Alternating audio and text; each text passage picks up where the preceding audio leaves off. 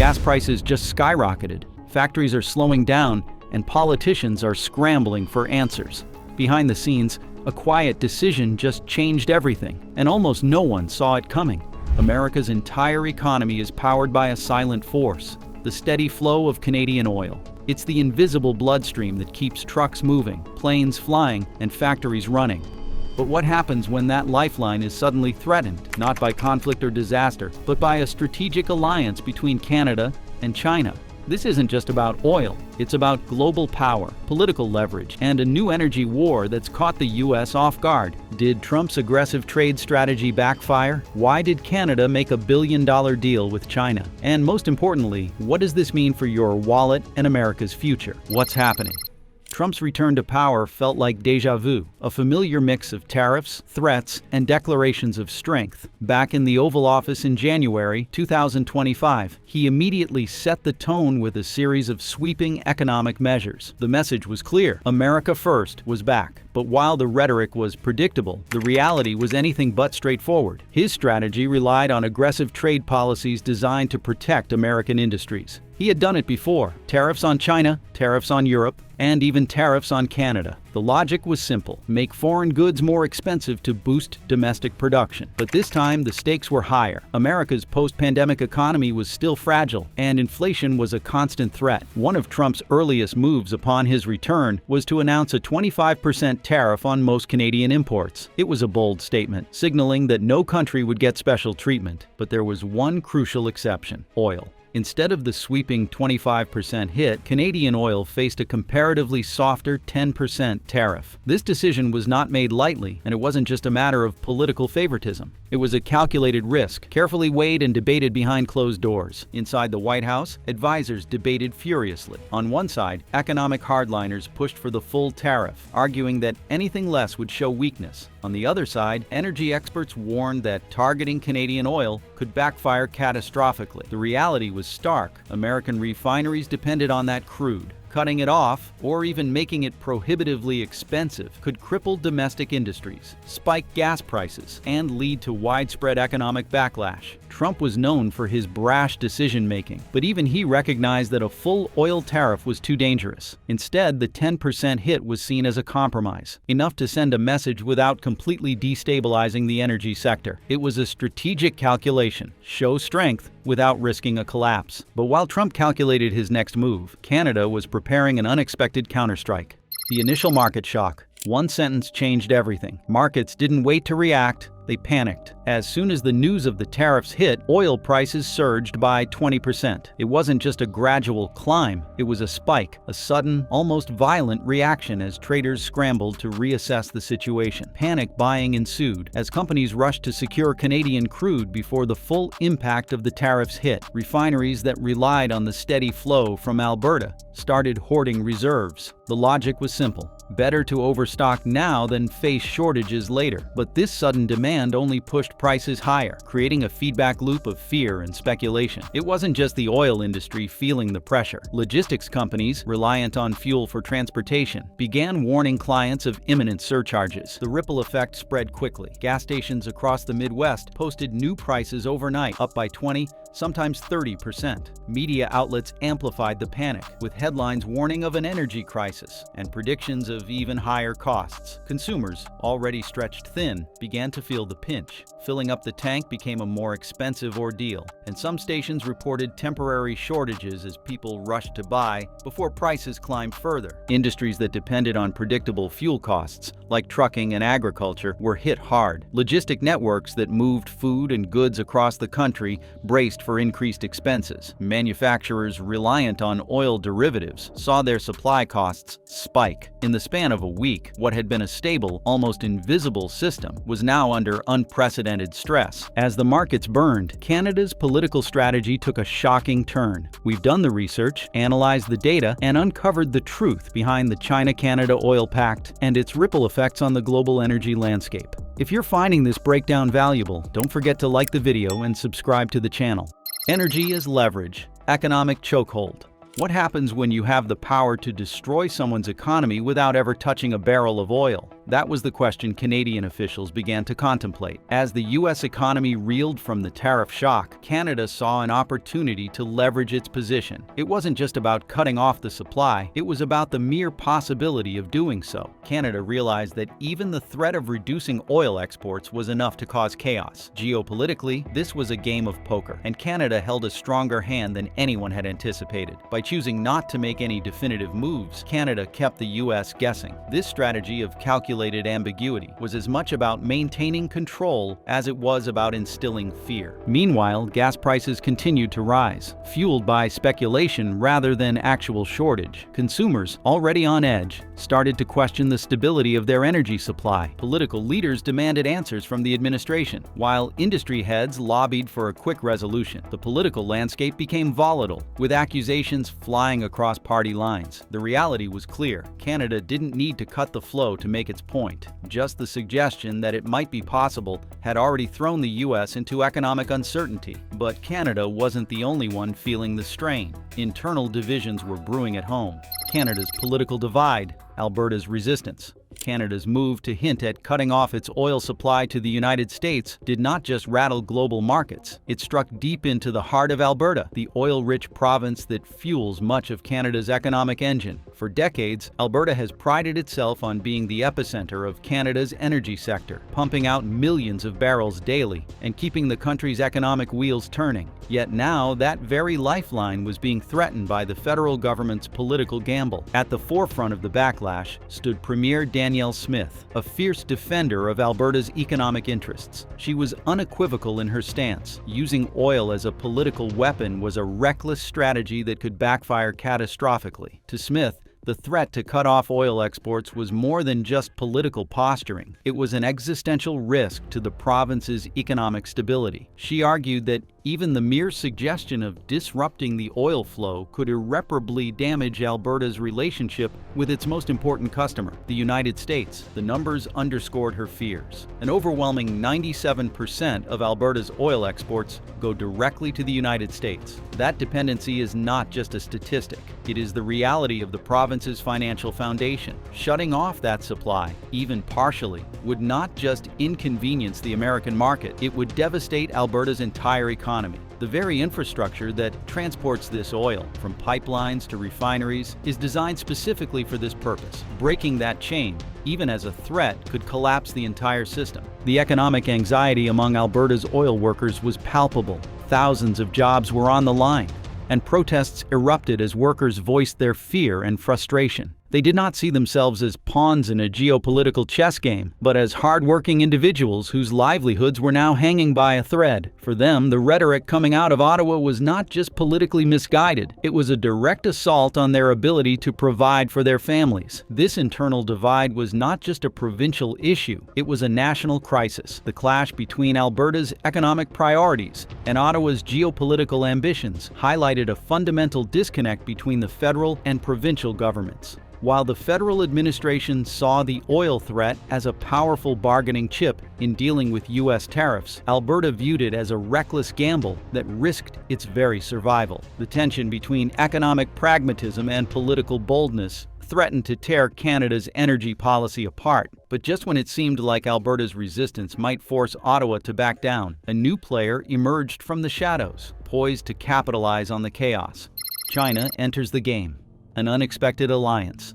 As the U.S. government grappled with the fallout from Canada's strategic ambiguity, China was quietly preparing to secure its own energy future. For years, China had been strategically diversifying its oil supply to reduce dependency on the Middle East. The unfolding crisis between Canada and the United States presented an opportunity that Beijing could not afford to ignore. China's state-owned oil companies approached Canada with an offer that was both lucrative and politically advantageous. A long-term oil trade agreement worth $109 billion.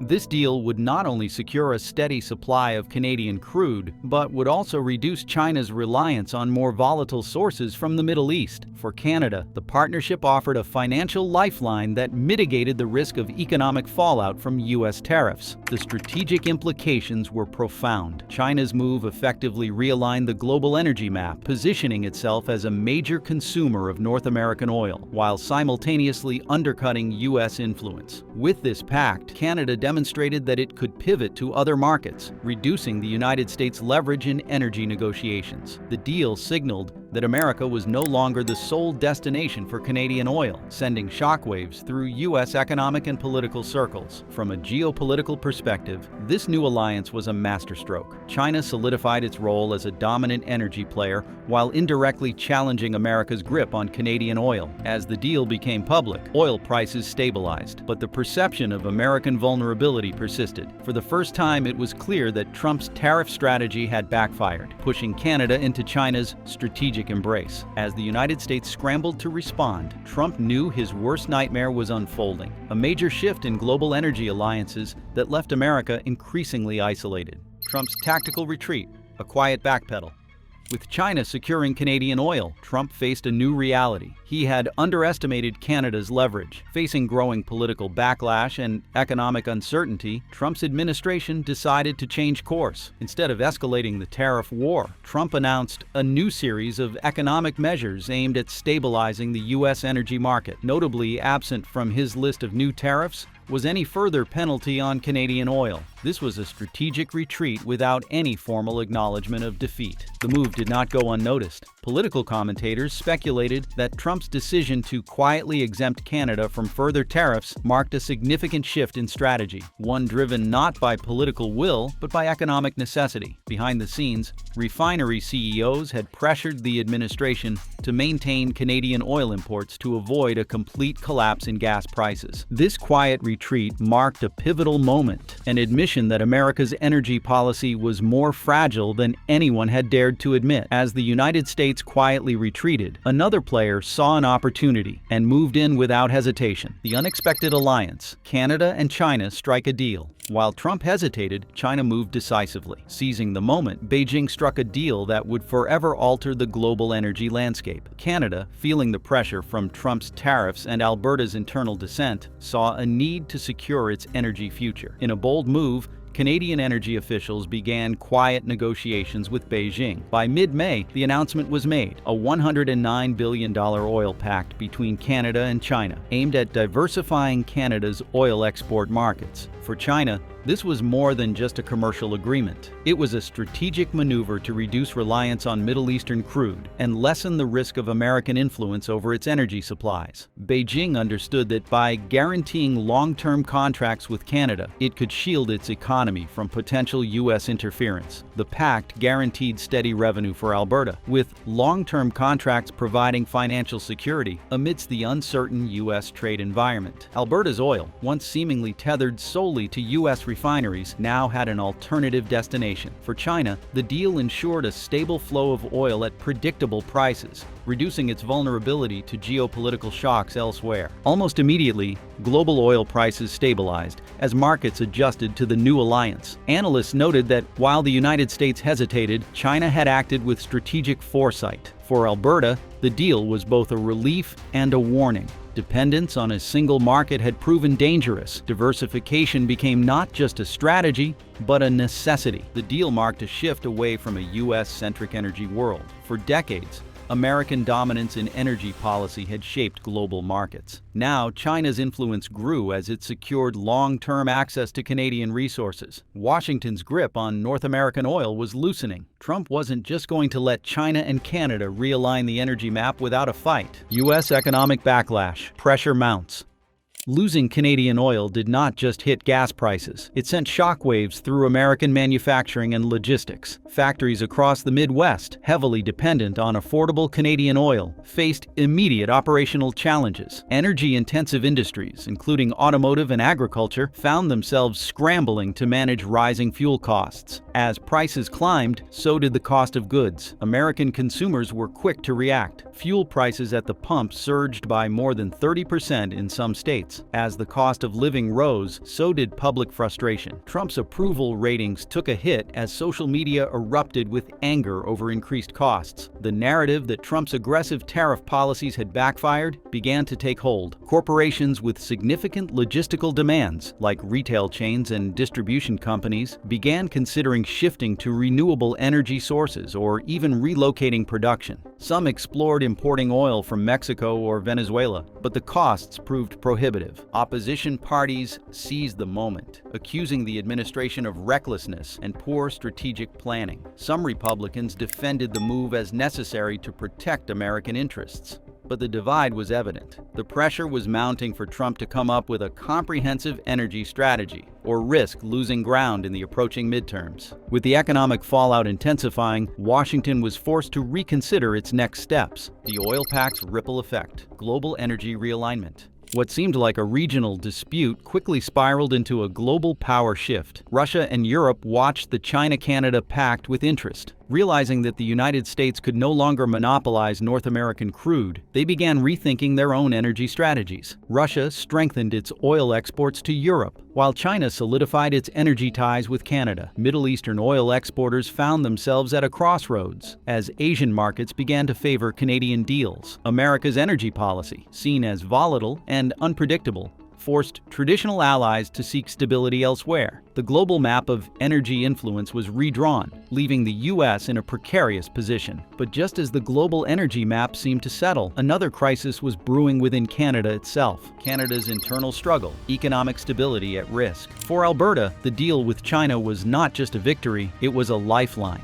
As the dust settled from the controversial $109 billion oil pact between Canada and China, Alberta found itself at the center of both economic relief and political turmoil. On one hand, the long-term contracts guaranteed by the Chinese government provided much-needed stability to Alberta's struggling oil sector. On the other hand, the deal sparked a contentious debate about economic sovereignty and the risks of over-reliance on a single foreign market. Financially, Alberta began to stabilize as revenue from Chinese oil purchases started flowing. Oil companies in the region breathed a collective sigh of relief as contracts guaranteed predictable income, insulating the local economy from the unpredictable nature of U.S. tariffs. For many in Alberta, it felt like they had narrowly escaped economic collapse. Production sites ramped up. Workers who had been laid off during the tariff scare were rehired, and the sense of crisis seemed to fade. Local media celebrated the deal as a triumph of pragmatic governance. Yet not everyone was celebrating. As Alberta's oil industry regained its footing, concerns arose about the long-term implications of this new economic alignment. Politicians and economists warned that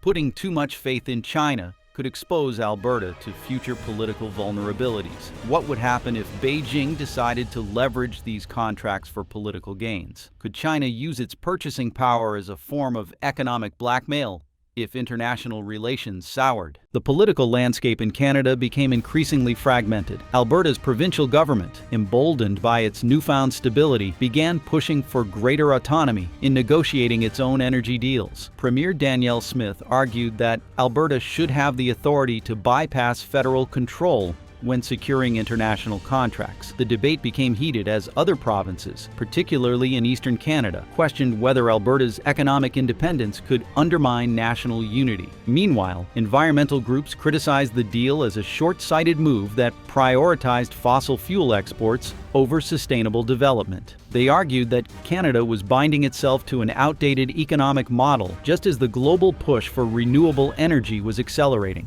Protests erupted in major cities as activists demanded more investment in green energy rather than doubling down on oil exports. Even within Alberta, some voices of dissent emerged. Community leaders cautioned that while the deal brought temporary stability, it did not address the underlying issue, the province's overwhelming dependence on oil revenue. They called for a more diversified economic approach that would safeguard against future market shifts. Economic uncertainty loomed despite the immediate relief. Analysts warned that if global politics shifted and China faced economic sanctions or political isolation, Alberta could be left without its primary customer. The realization that Canada's economic stability now partly depended on Beijing's willingness to honor these contracts caused unease among policymakers. While Alberta celebrated, Washington plotted its comeback. Washington's response: a new energy strategy. Trump knew one thing: if America could not secure oil, it had to find a new way to fuel the economy. After the shock of the China-Canada oil pact,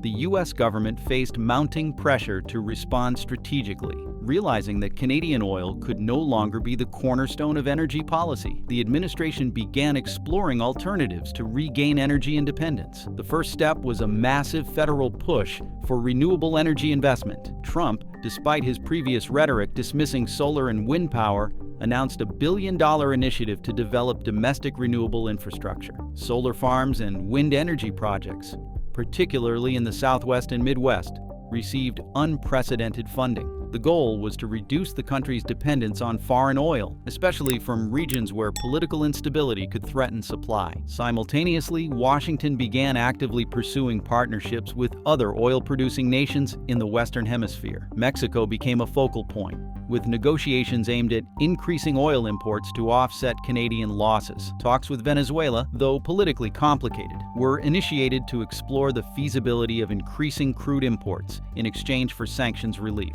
It was a pragmatic, if controversial, approach to filling the oil gap left by the Canada-China alliance. In parallel, policy shifts targeted China directly. New tariffs on Chinese imports were announced, aimed at undermining the economic advantage China gained through the oil deal. The administration's strategy was clear: make it economically painful for China to benefit from Canadian oil while incentivizing U.S. companies to develop local energy solutions. However, the policy met resistance from industry leaders, who warned that further alienating China could have unforeseen economic repercussions, particularly for tech and manufacturing sectors dependent on Chinese components. Within the energy sector, oil companies that had long relied on Canadian crude were pressured to adapt. Refineries sought ways to process lighter crude from domestic sources, but the transition proved costly and technically challenging. Despite government subsidies, the reconfiguration of refinery systems was slow and expensive. Meanwhile, logistical challenges continued to strain supply chains, and fuel prices remained volatile. Public perception of Trump's new strategy was mixed. On one hand, some praised the administration's willingness to pivot and invest in renewable energy. On the other hand, critics saw the move as too little, too late, arguing that the administration had failed to anticipate the consequences of its own tariff policies. As Trump's approval ratings fluctuated, the administration worked tirelessly to convey a sense of control and proactive leadership. But would it be enough to stabilize America's energy future? Or had the global balance already shifted? Lessons learned, energy dependence reconsidered. For the first time, America was forced to confront the myth of energy independence. The crisis with Canadian oil revealed a harsh truth. Despite years of rhetoric about self-sufficiency, the U.S. economy was still fundamentally tethered to foreign energy sources. As experts dissected the situation, a new consensus emerged. Energy independence was less a reality and more a political illusion. The most startling realization was that the energy infrastructure itself had been designed with assumptions that no longer held true. Refineries configured specifically for Canadian crude highlighted the vulnerability of a system that could not easily adapt to changes in supply. Even as renewables gained traction, the sheer scale of America's oil needs meant that diversification was not just desirable, it was essential. Global repercussions followed swiftly. Countries that had long aligned with U.S. energy policies began rethinking their own strategies. Europe accelerated its transition to alternative energy sources, while Russia increased oil exports to fill the gap left by Canadian shifts. Asia, emboldened by China's move, began exploring new energy alliances that bypassed the United States entirely. The U.S. faced a profound shift in its global standing. Once seen as the unchallenged leader in energy strategy, it now appeared reactive and vulnerable. Canada, in contrast, moved from being perceived as a quiet ally to an assertive player in global geopolitics. The sheer scale of the China-Canada oil deal demonstrated that traditional alliances could be reshaped overnight. As the dust settled, one thing was clear: energy politics had changed forever. The long-term fallout: redefining power. The crisis was not just a conflict, it was a redefinition of global power. For decades, the United States had built its foreign policy around the assumption of energy dominance. That assumption now lay in ruins. The China-Canada Oil Pact did not just shift the balance of oil markets, it reshaped the geopolitical landscape. The most immediate effect was a permanent change in global oil markets. Canada, once almost exclusively tied to U.S. demand, now had a diversified export strategy with China as a core partner. This new alliance signaled to other oil-producing countries that aligning solely with American interests could be economically risky. The United States, in turn, began to reevaluate its own strategy. Moving from import reliance to energy diversification became the new national agenda. Federal policies began to emphasize not only domestic production, but also international partnerships that could hedge against future supply shocks. China, emboldened by its successful energy maneuver, leveraged its new oil access to strengthen its political influence globally. As it positioned itself as a stable energy consumer, countries previously reliant on American markets began courting Beijing. The world was different now, and so was the balance of power. The global energy game has changed, and America's position is more uncertain than ever. Do you think Trump's strategy backfired, or is there a path for the U.S. to regain its footing? Let us know your thoughts in the comments below, and if you want to stay updated on the biggest stories shaping our world, hit subscribe and join us for more deep dives. Thanks for watching.